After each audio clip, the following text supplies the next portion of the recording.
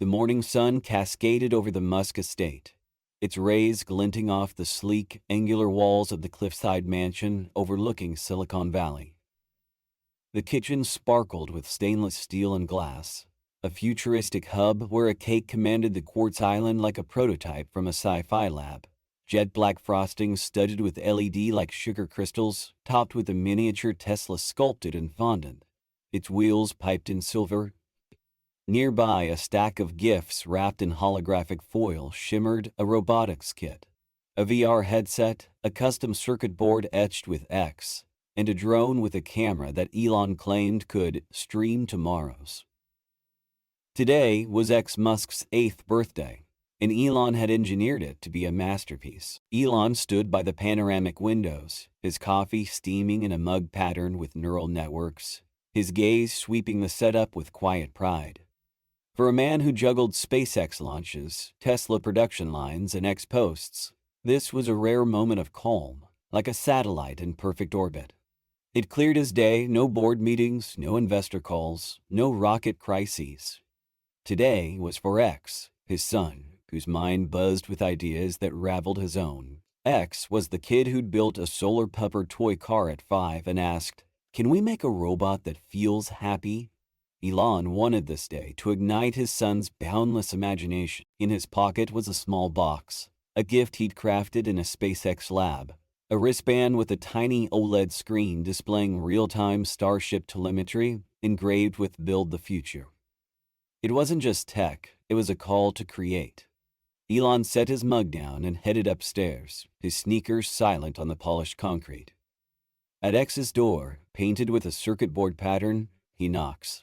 "Hey, Spark, you awake?" No answer.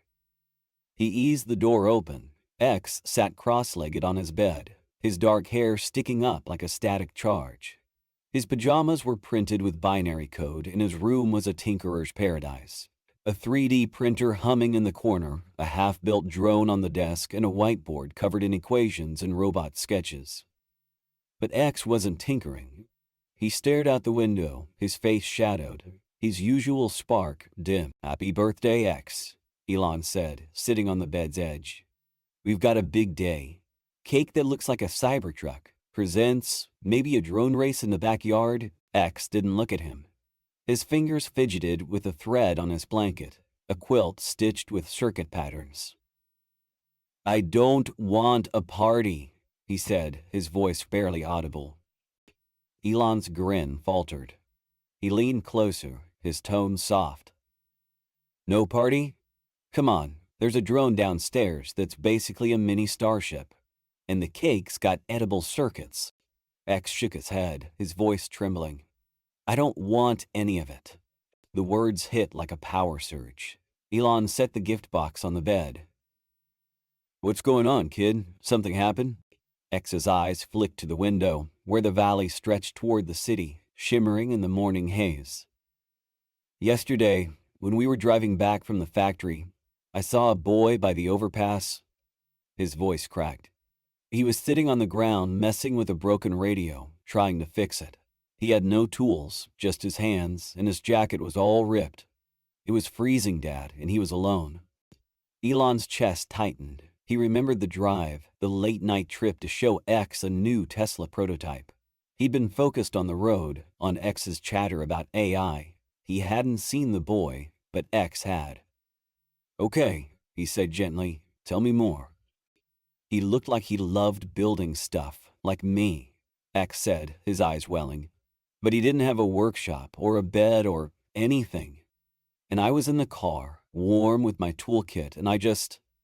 He turned to Elon, his gaze piercing. "Why does he have to be cold while I get a cake?" The question crackled like a short circuit, raw and unanswerable. Elon, who'd debugged rockets and rewired industries, felt grounded. His son's heart was wired to a stranger's struggle, and it was rerouting their world. He squeezed X's hand. "That's a tough one, Spark. I don't have a clean fix." "I don't want a birthday if he can't have one too," X said, his voice firm, though his lip quivered. "It's not right." Elon sat in silence, his mind racing like a supercomputer. He'd faced skeptics, gravity, and impossible odds, but this was a new kind of challenge. He placed the wristband box beside X. "What do you want to do instead?" X hesitated, then looked up, his eyes sparking. "I want to find him. I want to help him. And others like him. I want today to be for them." Elon's lips curved into a slow grin. "All right, Spock, let's build something real." By mid-morning, the Musk household had morphed into a mission control for kindness. The Cybertruck cake was boxed up, the gifts tucked away, and the dining table was buried under supplies. Thermal blankets, socks, protein bars, toothbrushes, reusable water bottles, and small solar-powered LED lamps X had found in the garage. X, now in a gray hoodie and cargo pants, stood on a stool, sorting batteries into piles. His face glowed with purpose, his earlier gloom replaced by a quiet voltage. Elon was on the phone with a local shelter, Unity Haven, his voice clipped but urgent. "We're bringing supplies today. What's your biggest need? Blankets? Food? Tech for kids?"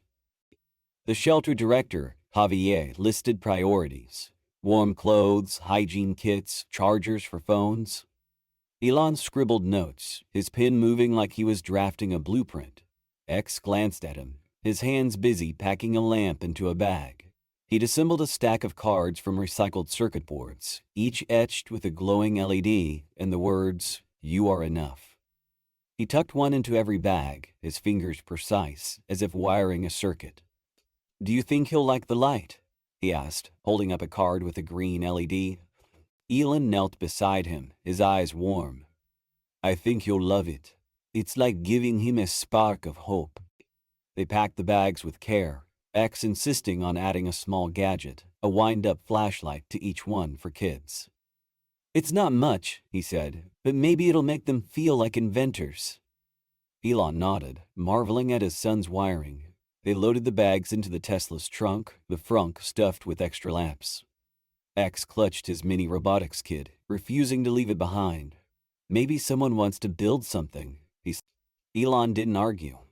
Good call, inventions for everyone. As they drove into the city, the valley's green gave way to asphalt and neon, the buzz of traffic humming like a live wire. X pressed his face to the window, scanning every corner, every shadow. "That's where I saw him," he said, pointing to an overpass littered with wrappers and a faded sign, "Help us." The spot was empty now, just a broken radio propped against a concrete pillar. X's eyes lingered, hopeful but tense. They parked nearby and stepped into the chilly air, the city's pulse thrumming around them. X clutched a bag, his robotics kit slung over Elon's shoulder. He led the way, his small frame cutting through the chaos with a quiet intensity. At a corner, they spotted an older woman sitting on a cardboard sheet, her hands wrapped in fingerless gloves. X approached without hesitation. "Hi," he said, holding out a bag. "This is for you. Happy birthday." The woman blinked, then chuckled, her voice raspy. "Birthday? Ain't mine, but I'll take it, thanks, kid." She peered into the bag, her face softening at the LED card. "A light, huh? Been a while since I had one." X smiled, his voice bright. "It'll stay on, even in the dark." Elon watched, his heart surging. They continued handing out bags to a man with a guitar case, a teenager with a backpack, a woman with a dog curled at her feet. Each time X said, "Happy birthday," and each time it sparked a reaction, a grin, a nod, a quiet thank you. But the boy from the overpass was nowhere. As the sun peaked, they reached Unity Haven, a concrete building with a mural of a rising flame. Inside, the air smelled of soup and bleach, voices echoing off cinder-block walls. Javier, the director, greeted them with a firm handshake, his eyes tired but kind. "You're the ones who called? We're slammed today. This is a lifeline." X handed him a bag, his voice earnest. "It's for the boy I saw. He's about my age, with a blue cap, fixing a radio." Javier's brow furrowed. "Sounds like Sam. He's in and out, doesn't trust shelters much. I'll let you know if he shows." They spent the next hour in the shelter's kitchen, ladling chili and passing out cornbread, X, his hair tucked into a paper cap, chatted with every person in line. "Do you like building stuff?" he asked a man with a scarred hand. "I have a robotics kit. Maybe you can try it." The man laughed, his voice warm. "You're a maker, huh? Don't lose that." Elon worked beside him, his sleeves rolled up, a name tag scrawled in marker.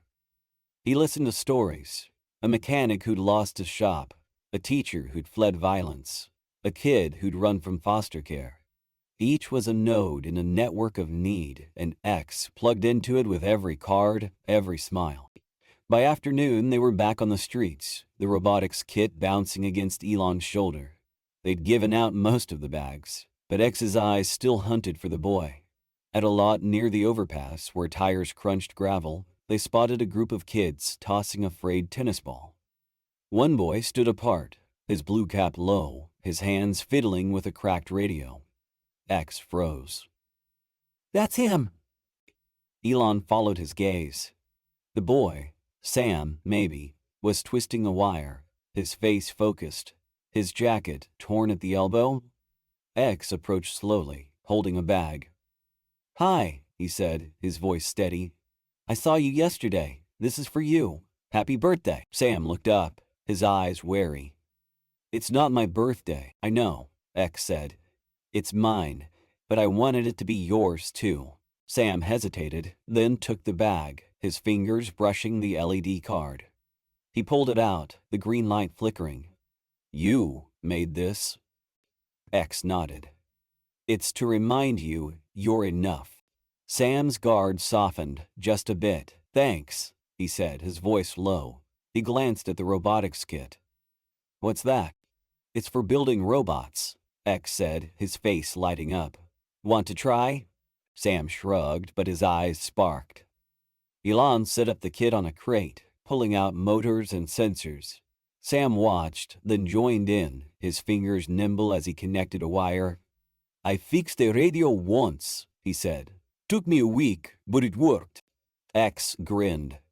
"You're an inventor." They spent an hour tinkering. X showing Sam how to program a motor, Sam teaching X how to strip a wire with a rock.